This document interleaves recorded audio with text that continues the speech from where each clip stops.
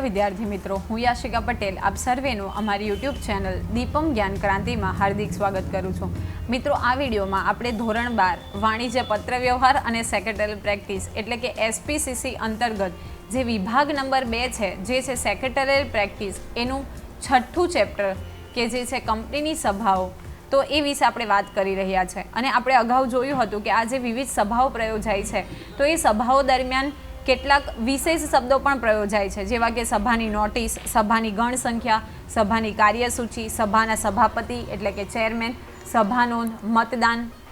પછી જોયું કે પ્રતિતાધિકાર એટલે કે પ્રોક્સી. તો આ વિડીયોમાં આપણે સભાનોંધ એટલે કે મિનિટ્સ, મતદાન એટલે કે વોટિંગ અને પ્રતિતાધિકાર એટલે કે પ્રોક્સી કોને કહેવાય, તો એ વિશેની આપણે વિસ્તૃત ચર્ચા કરીએ. તો સૌપ્રથમ આપણે જોઈએ સભાનોંધ એટલે કે મિનિટ્સ. તો સભાનોંધ એ સભામાં થયેલા કામકાજ અને નિર્ણયો અંગેની મુદ્દાસર લેખિત સ્વરૂપની કરવામાં આવેલી નોંધ છે. શું છે કે સભામાં જે કામકાજ થયું છે અને નિર્ણયો જે લેવાયા છે એની મુદ્દાસર લેખિત સ્વરૂપની નોંધ કરવામાં આવે છે. જો ખૂબ અગત્યનું છે કે મુદ્દાસર અને લેખિત. માની લઈએ કે આપણે શેર બહાર પાડવા અંગેની કોઈક શેર બહાર પાડવા, તો કેવી આનો નિર્ણય લેવાયો, તો એની આપણે વિસ્તૃતમાં ચર્ચા લખવી પડશે કે કેટલી રકમના, કેટલા સમય માટે, હપ્તા કેવી રીતે રાખીશું, કેવી રીતે પ્રીમિયમ મંગાવશું, તો બધી જ મુદ્દાસર માહિતી લખવામાં આવે છે.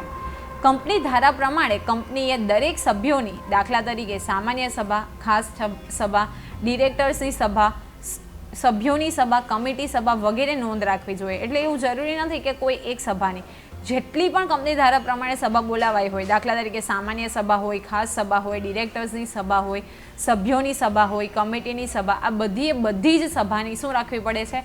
સભાનોંધ એટલે કે મિનિટ્સ રાખવી જોઈએ. સભાનોંધ એ સભામાં થયેલા કાર્યો અંગે લેવાયા નિર્ણયો અને ઠરાવોનો લેખિત પુરાવો છે. ખૂબ અગત્યનો પ્રશ્ન તમને પૂછાઈ શકે 1 માર્ક્સમાં કે સભાનોંધ શું છે? તો સભાનોંધ એ સભામાં થયેલ કાર્યો અંગે લેવાયેલા નિર્ણયો અને ઠરાવોનો લેખિત પુરાવો છે. માની લઈએ કે કોઈક 5/12 કોઈક સભા મળી હતી, એમાં કોઈક નિર્ણય લેવાયા હતા, તો એની જો આપણે લેખિત નોંધ રાખી હોય તો we can use for hour future reference, right? આપણે એને ફ્યુચર રેફરન્સમાં યુઝ લઈ શકીએ જો એ લેખિત હોય તો. પરંતુ મૌખિક રાખી હોય તો પેલું થાય ને કે અભી બોલા અભી ફોક જેવી માહિતી, તો એવું થઈ જાય. ઓકે. કંપની સેક્રેટરી સભા પૂરી થઈ ગયા બાદ કાર્યસૂચિ અનુસાર સભાનોંધ કરે છે. તો ખૂબ અગત્યનું છે કે સભાનોંધ કોણ કરે છે? તો કંપનીનો જે સેક્રેટરી છે એ શું કરશે કે સભા પૂરી થઈ ગયા બાદ શું કરશે? કાર્યસૂચિ અનુસાર સભાનોંધ તૈયાર કરે છે. સભાનોંધ પરથી સભામાં ઉપસ્થિત રહેલ સભ્યોની હાજરી અંગે માહિતી મળે છે. તો એના ઉપરથી કેટલા સભ્યો જે છે સભામાં હાજર રહ્યા છે, તો એ અંગેની માહિતી આપણને મળે છે. હવે જોઈએ કે સભાનોંધના હેતુઓ કયા કયા છે. તો સભામાં હાજર રહેનાર સભ્યોની વિગતે માહિતી મેળવવી, સભામાં રજૂ થયેલ પ્રસ્તાવો, ચર્ચા અને લેવાયેલા નિર્ણયો તેમજ ઠરાવોની જાણકારી મેળવવી. શું થશે? જે પ્રસ્તાવો રજૂ થયા છે એની ઉપર જે ચર્ચા થયેલ છે, જે નિર્ણયો લેવાયા છે અને જે ઠરાવો પસાર કર્યા છે, તો એની જાણકારી આપણને શેને આધારે મળે છે? તો મિનિટ્સને આધારે મળે છે, એટલે કે સભાનોંધને આધારે મળે છે. લેખિત પુરાવા તરીકે ભવિષ્યમાં ઉપયોગ કરવો. મેં તમને એવું જ હમણાં જ કીધું કે અભી બોલે અભી ફોક જેવું નહીં થશે. શું થશે કે એ લેખિત પુરાવો છે એમ માનીને આપણે ભવિષ્યમાં પણ એનો ઉપયોગ કરી શકીએ છીએ. ચેરમેન સ્થાનેથી રજૂ કરવામાં આવેલ બાબતોનો ખ્યાલ આપે છે. તો ચેરમેને કઈ માહિતી રજૂ કરી એના અધ્યક્ષ સ્થાનેથી, તો એ વિશેની માહિતી પણ આપણને સભાનોંધમાંથી મળે છે. હવે આ સભાનોંધમાં સમાવાતી વિગતો કઈ વિગતોનો સમાવેશ કરવામાં આવે છે?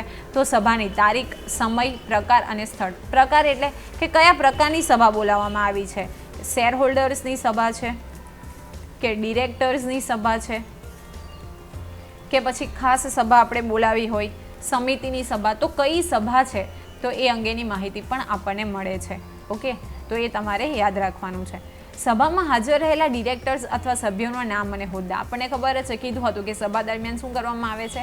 હાજરી પત્રક ઉપર નોંધ લેવામાં આવે છે. તો કયા ડિરેક્ટર્સ હાજર રહ્યા છે, એનું નામ શું છે અને કયો હોદ્દો ધરાવે છે, તો એની પણ માહિતી આપણને આ મિનિટ્સને આધારે મળે છે. કોઈ અધિકારીની સભામાં થયેલ નિમણૂકની વિગત. જો આપણે કીધું કે કોઈક ઠરાવ પસાર કર્યો હોય કે નિર્ણયો પસાર કર્યા હોય, કોઈકની નિમણૂક થઈ હોય, તો આપણે જોઈ શકીએ ભવિષ્યમાં કે કઈ તારીખે, કયા સ્થાને અને શા માટે આપણે કોની નિમણૂક કરી હતી. સભા કાર્યવાહીની યોગ્ય માહિતી, દાખલા તરીકે રજૂ થયેલ પ્રસ્તાવો, પ્રસ્તાવને ટેકો આપનાર અને ચર્ચાને અંતે ઠરાવની સંક્ષિપ્ત વિગત. તો જે ઠરાવો રજૂ થયેલા છે એને કોણે કોણે ટેકો આપ્યો હતો, કઈ ચર્ચાને અંતે એની માહિતી થઈ, તો એ બધી જ માહિતી આપણને શેમાંથી મળે છે? સભા નોંધમાંથી મળે છે. સભામાં જે ઠરાવો થયા હોય તેનો વિરોધ કરનાર સભ્યોના નામ જુઓ. ટેકો આપનારના પણ નામ હોય છે અને સાથે સાથે વિરોધ કરનારના નામ પણ આપણને જાણવા મળે છે. સભ્યની ચેરમેનશ્રીની કાર્યવાહીની સંપૂર્ણ વિગત, જે સભાના ચેરમેન છે તો એની પણ સંપૂર્ણ વિગત આપણને મળે છે.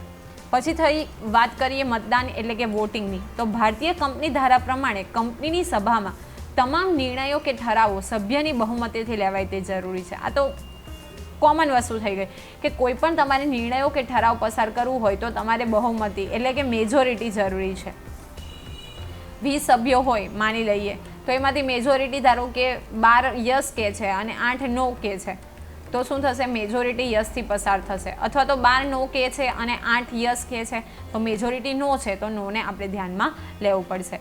તેથી સભ્યો દ્વારા કોઈ પણ મુદ્દા પર તેમનો મત જાણવો જરૂરી બને છે. સભ્યોનો મત જાણવા માટે મતદાનનો ઉપયોગ કરવામાં આવે છે. હવે આપણે કહી શકીએ કે ત્રિકાળ તો નથી કે ભાઈ આ વ્યક્તિ હા કહે છે, આ કહે છે કે ના, તો શું કરવું પડશે? એવી સિચ્યુએશનમાં આપણે એ લોકોનું મત જાણવા માટે વોટિંગ એટલે કે મતદાન કરવું પડશે. જેથી કેટલા સભ્યો જે તે ઠરાવની તરફેણમાં છે અને કેટલા સભ્યો તેની વિરુદ્ધમાં છે તેની જાણકારી આધારે સભાપતિ નિર્ણય લઈ શકે. આપણે જોયું હતું કે કાસ્ટિંગ વોટ શું થશે કે જ્યારે બંનેમાં સરખા મત પડે, જો 10-10 એટલે કે 20 હોય અને 10-10 મત પડશે, તો શું કરશે કે જે સભાપતિ છે કાસ્ટિંગ વોટ આપશે, એટલે કે 11 કોઈ એક પક્ષમાં થશે. તો શું થશે કે કોઈક ઠરાવ પસાર કરવાનો હશે તો આજે મતદાનને આધારે નિર્ણય કરી શકાય કે કેટલા સભ્યો એની વિરુદ્ધમાં છે અને કેટલા એની તરફેણમાં છે. મતદાનનો અધિકાર ધરાવતા સભ્યોને મતદાન કરવાની છૂટ આપવામાં આવે છે. જેવી રીતે આપણે ભારતમાં વાત કરીએ તો we are like living in a democratic country. તો જે 18 વર્ષ કે તેથી વધુ ઉંમર ધરાવતા હોય અને જો એનું ચૂંટણીના જે લિસ્ટમાં નામ હશે તો એ મત આપી શકે. તો એવી રીતે અહીંયા પણ જે અધિકાર ધરાવતા સભ્યો છે એને મતદાન કરવાની છૂટ આપવામાં આવે છે. અને કઈ મતદાન પદ્ધતિઓ લેવાય છે ધ્યાનમાં, તો આ ખૂબ અગત્યનો પ્રશ્ન છે. તો હાથ દેખાડ અથવા તો પ્રદર્શન અથવા તો હાથ ઊંચો કરીને મતદાન. તમને પૂછે કે ભાઈ કેટલા યસ છે તો હાથ ઊંચા કરશે, એને કાઉન્ટ કરવામાં આવે, રાઈટ. પછી છે પોલ દ્વારા મતદાન, ટપાલથી મતદાન. ક્યારેક ક્યારેક કોઈક સિચ્યુએશનમાં ટપાલથી પણ મતદાન કરવામાં આવે. અવાજ દ્વારા મતદાન એટલે કે yes no yes no yes no like that. Electronic સાધનોથી, for example you are aware about EVM machine, electronic voting machine, અથવા તો બીજા કોઈક રીતે, અથવા તો સભાગૃહના વિભાજન દ્વારા એનું વિભાજન કરી નાખવામાં આવે. એટલે કે 6 રીતે મતદાન થાય છે. કઈ તો હાથ દેખાડ અથવા તો હાથ ઊંચો કરીને મતદાન, અવાજ દ્વારા મતદાન, પોલ દ્વારા મતદાન, ઇલેક્ટ્રિક સાધનોથી મતદાન, ટપાલથી મતદાન અને સભાગૃહના વિભાજન દ્વારા મતદાન. પછી જોઈએ મતાધિકાર ઉપર નિયંત્રણ એટલે કે રેસ્ટ્રિક્શન ઓન વોટિંગ રાઇટ્સ. તો કંપની પોતાના નિયમન પત્રમાં જોગવાઈ કરીને કોઈ સભ્યના મતાધિકાર પર નીચેના સંજોગોમાં નિયંત્રણ મૂકી શકે. તો શેમાં જોગવાઈ હોવી જોઈએ? નિયમન પત્રમાં. તો કયા સંજોગોમાં? તો જુઓ, કંપનીના સભ્યના નામે નોંધાયેલા શેરની બાબતમાં શેરના બાકી હપ્તાના નાણાં ભરપાઈ કર્યા ન હોય. એટલે કે 100 રૂપિયાનો કંપનીએ શેર બહાર પાડ્યો હતો, બરાબર, 20-20 રૂપિયા લેખે 5 હપ્તા મંગાવ્યા છે. તો 5 હપ્તા એને 3 જ હપ્તા ભર્યા છે, એટલે કે 60 રૂપિયા ભર્યા છે, 40 રૂપિયા એના ભરવાના બાકી છે. તો આ 40 રૂપિયા જ્યારે એણે ભર્યા ન હોય તો શું કરશે? એ નામે જે એ સભ્યના નામે જે શેર નોંધાયેલા છે તો એ વ્યક્તિ જે છે એ મતદાન કરી શકશે નહીં. કંપની સભ્યના શેર ઉપર પોતે લિયન ધરાવતી હોય ત્યારે મતાધિકાર પર નિયંત્રણ મૂકી શકે. આપણે જોયું હતું શેર લિયન એટલે કે જ્યારે શેર હોલ્ડર પૈસા ચૂકવવા માટે સમર્થ ન હોય તો શું કરશે? કંપની એની જે મિલકતો છે તો એ મિલકતો લઈ લેશે. તો એવા સંજોગોમાં પણ શું કરશે કે આ વ્યક્તિ જે છે એ મતદાન કરી શકશે નહીં. પછી આપણે જોઈએ પ્રતિતાધિકાર એટલે કે પ્રતીત અધિકાર એટલે કે પ્રોક્સી. તો પ્રોક્સી શું છે? તો એની વાત કરીએ તો કંપનીની દરેક સભામાં બધા શેર હોલ્ડર્સ હાજર રહી શકતા નથી. તેથી તેઓ સભામાં પોતાના વતી બીજી વ્યક્તિને હાજર રહેવા અને મત આપવાનો લેખિત અધિકાર આપે છે. આવી વ્યક્તિ પ્રતિતાધિકારી એટલે કે પ્રોક્સી કહેવાય છે. જુઓ, શું થશે કે શેર હોલ્ડર હાજર નહીં રહી શકે, તો એક્સ નામનો વ્યક્તિ હાજર નહીં રહી શકે તો એની બદલામાં એ વાય નામની નિયુક્તિ કરશે વ્યક્તિની. પણ એને શું કરશે કે હાજર રહેવા અને મત આપવાનો લેખિત અધિકાર આપે છે. તો એને આપણે શું કહીશું? પ્રતિતાધિકારી અથવા તો પ્રોક્સી. ફોર એક્ઝામ્પલ, તમારે સ્કૂલમાં અકાઉન્ટનો લેક્ચર છે હવે અકાઉન્ટના સર હોય એબસન્ટ હોય તો એની જગ્યાએ ઇકોના મેડમ આવી જાય તો શું કહેવાશે? આપણે કહીએ કે પ્રોક્સી પીરિયડ છે, એટલે કે અકાઉન્ટના સરની જગ્યા પર ઇકોના મેડમ આવ્યા છે. તો that is same thing applicable here, કે જો એક વ્યક્તિ કોઈક હાજર ન રહી શકે તો એને લેખિત અધિકાર આપવામાં આવે તો એને આપણે પ્રોક્સી તરીકે ઓળખીશું. આ પ્રોક્સી તરીકે જે વ્યક્તિ નિમાય છે તે કંપનીનો સભ્ય હોય તેવું જરૂરી નથી. એટલે એવું જરૂરી નથી કે એ વ્યક્તિ કંપનીનો સભ્ય જ હોઈ શકે. તો પ્રોક્સીને સભામાં બોલાવવાનો હક નથી, પરંતુ પોલ દ્વારા મતદાનમાં ભાગ લઈ શકે છે. એને હક તો નથી, પણ એ શું કરશે? પોલ દ્વારા ભાગ લઈ શકે.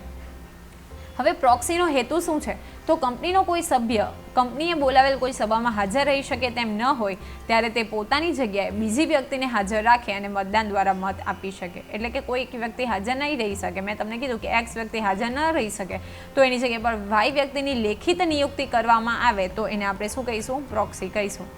હવે આ અંગે કંપની ધારાની કેટલીક મહત્વપૂર્ણ જોગવાઈઓ છે. તો કયા સંજોગોમાં કોઈ વ્યક્તિની નિમણૂક કરી શકાય તો એની વાત કરીએ.